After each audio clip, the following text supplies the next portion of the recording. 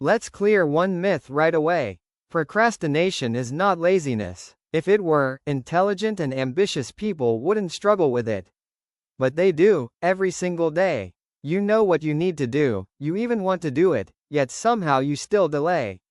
That gap between intention and action isn't a personality flaw. It's a brain-level problem. Your brain is not designed for long-term goals. It's designed for survival and instant comfort. When a task feels boring, confusing, difficult, or emotionally uncomfortable, your brain treats it like a threat and pushes you toward quick dopamine, scrolling, videos, distractions, excuses. That's why procrastination feels automatic and logical in the moment, even though it ruins your progress later. In this video, I'm not going to hype you with motivation, discipline quotes, or fake productivity hacks. Motivation is unstable and willpower is overrated.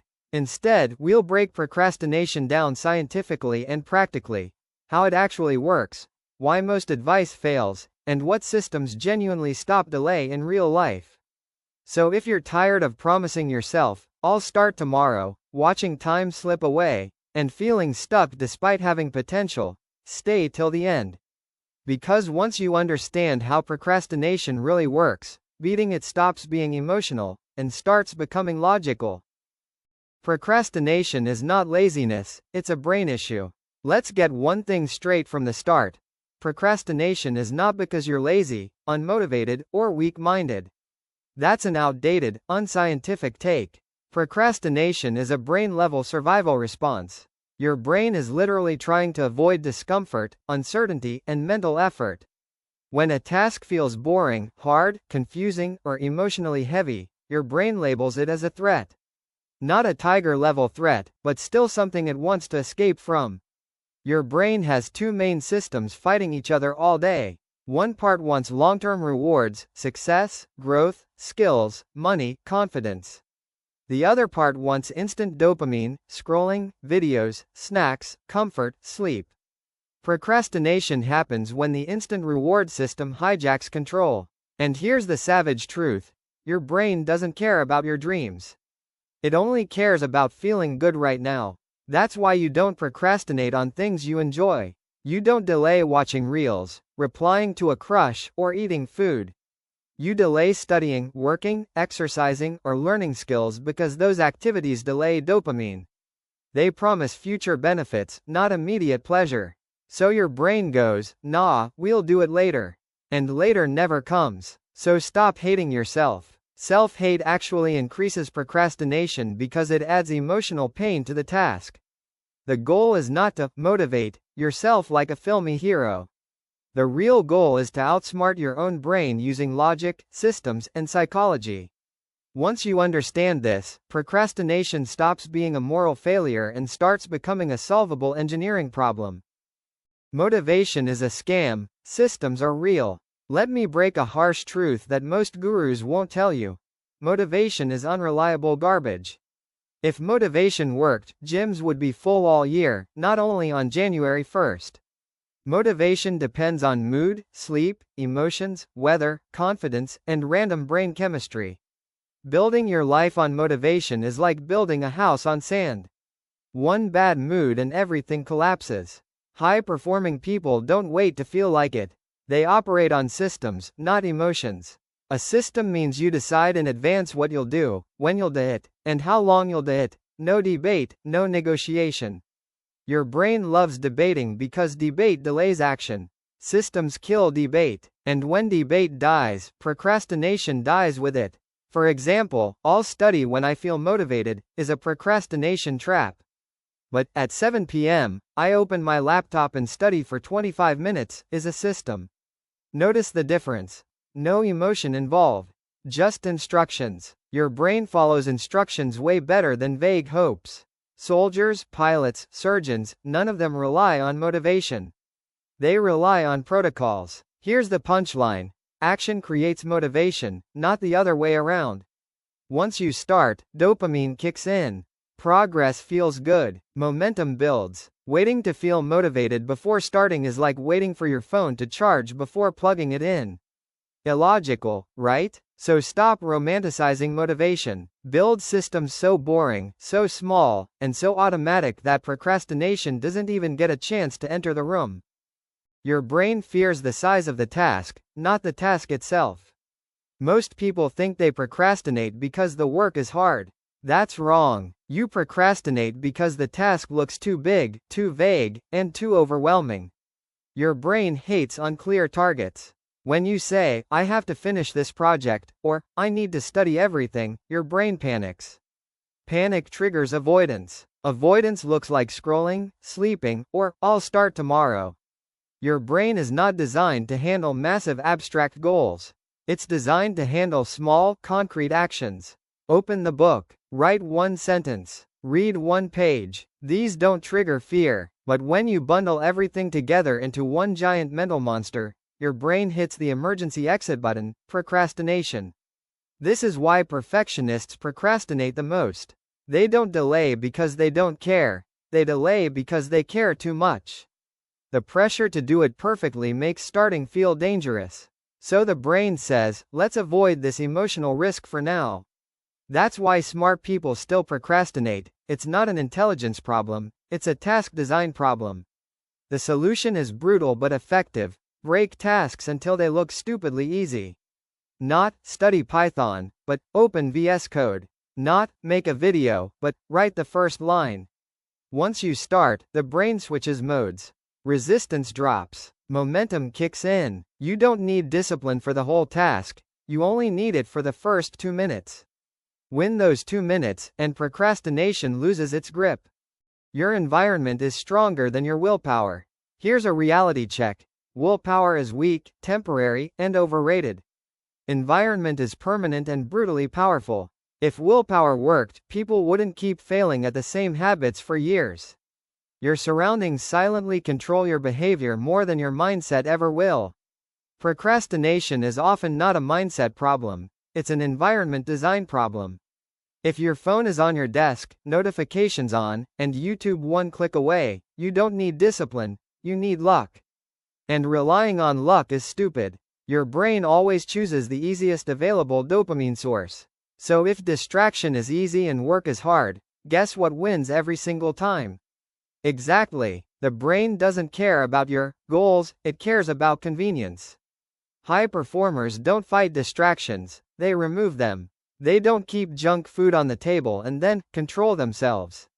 They change the setup. Laptop for work, phone in another room. Notifications off. Single tab open. Clean desk. Boring environment. When distractions are invisible, procrastination loses fuel. So stop asking, how do I focus? Ask instead, how do I make distraction impossible? That's the smarter question. Design your environment so the default action is working, not scrolling. When effort is required to procrastinate and work is the easiest option, your brain will automatically choose productivity. No motivation speech needed. Procrastination thrives on fake deadlines and zero consequences. Your brain is insanely good at detecting lies, especially the ones you tell yourself. When you say, I'll do it later, or, I'll start from tomorrow, your brain knows there's no real consequence attached. No deadline, no punishment, no accountability. So it relaxes. Procrastination loves comfort zones where nothing bad happens if work is delayed. Notice something interesting. You rarely procrastinate on things with real consequences. Exams, job interviews, urgent submissions. Suddenly you become productive. Not because you changed, but because the environment changed. Fear of loss activates action way more than hope of gain. This isn't motivation, it's basic evolutionary psychology.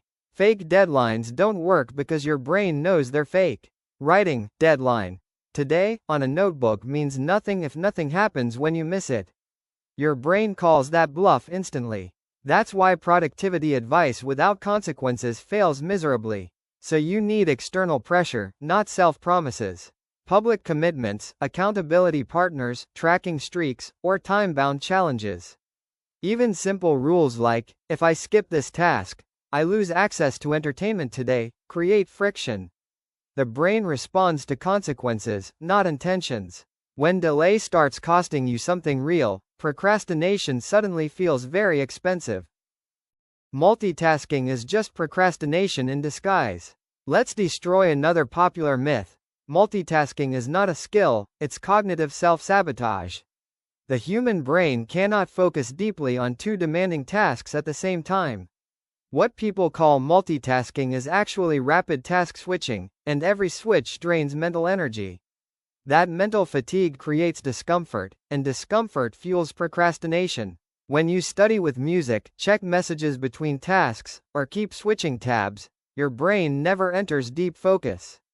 Work feels harder than it actually is, so your brain looks for escape. You start associating work with pain, not progress. Over time, even opening the laptop feels exhausting.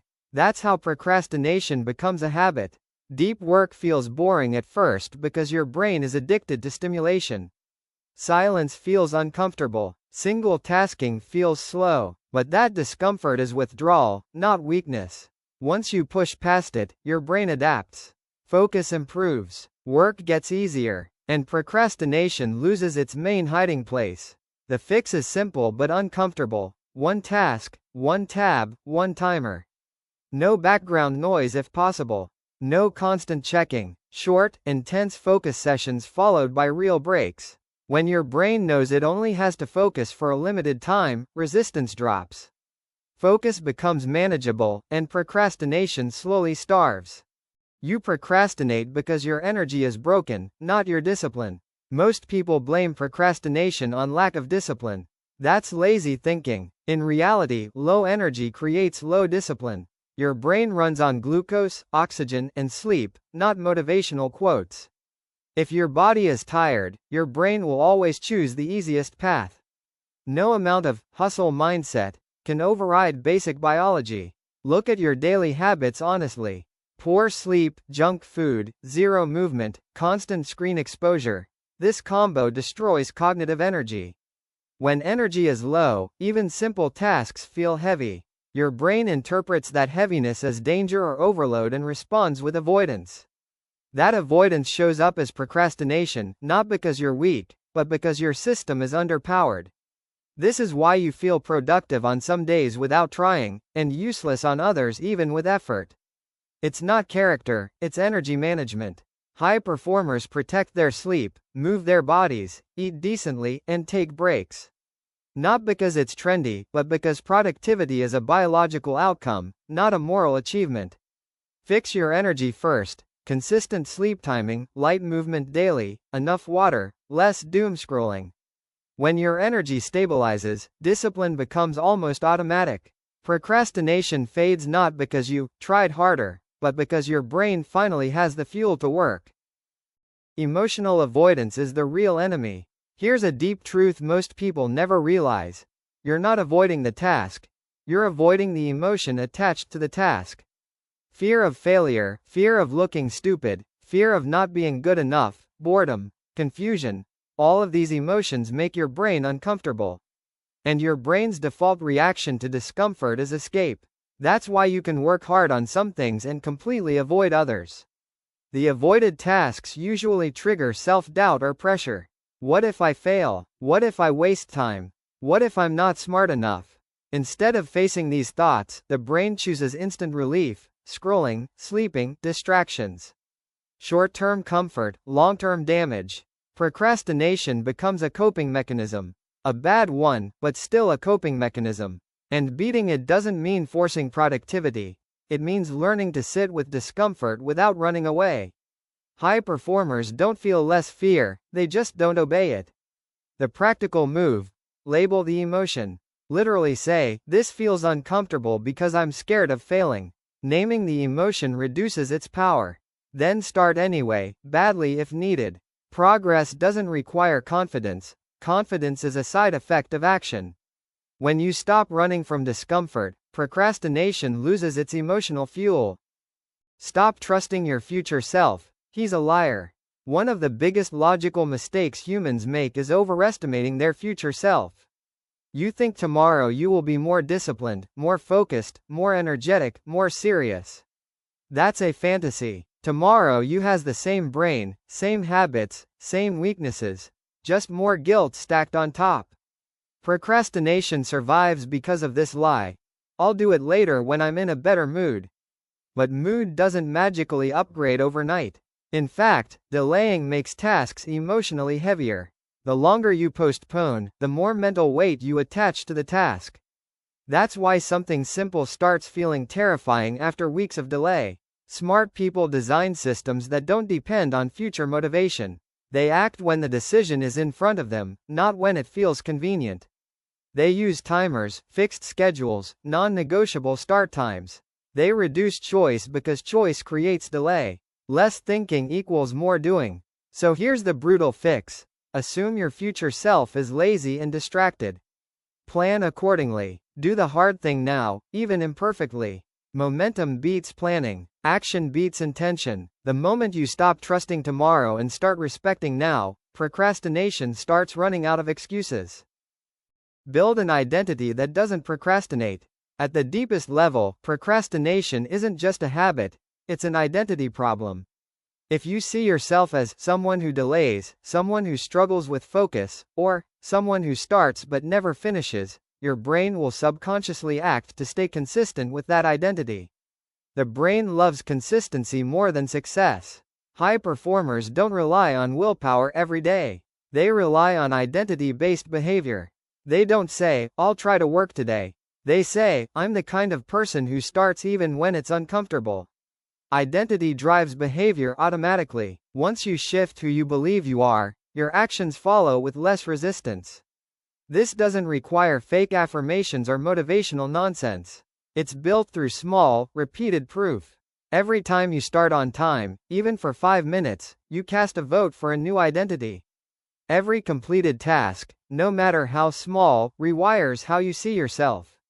Consistency beats intensity. Always. So stop asking, "How do I stop procrastinating?"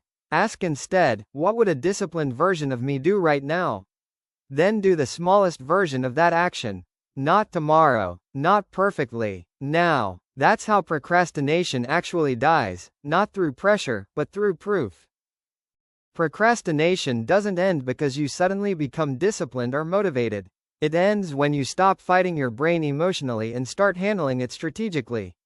Once you understand that delay is a system problem, an energy problem, and an environment problem, not a character flaw, you stop blaming yourself and start fixing the real cause. You don't need to change your personality to stop procrastinating. You need better systems, smaller starts, real consequences, and an identity that's built on action instead of intention. Progress doesn't come from waiting to feel ready. It comes from starting even when it feels uncomfortable, unclear, or imperfect. So don't overthink this video. Pick one idea from it and apply it today, not tomorrow. Even 5 minutes of action is enough to break the loop.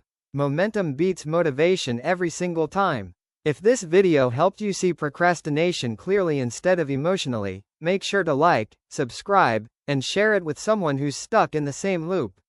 And remember, your brain isn't your enemy. You just need to learn how to run it properly.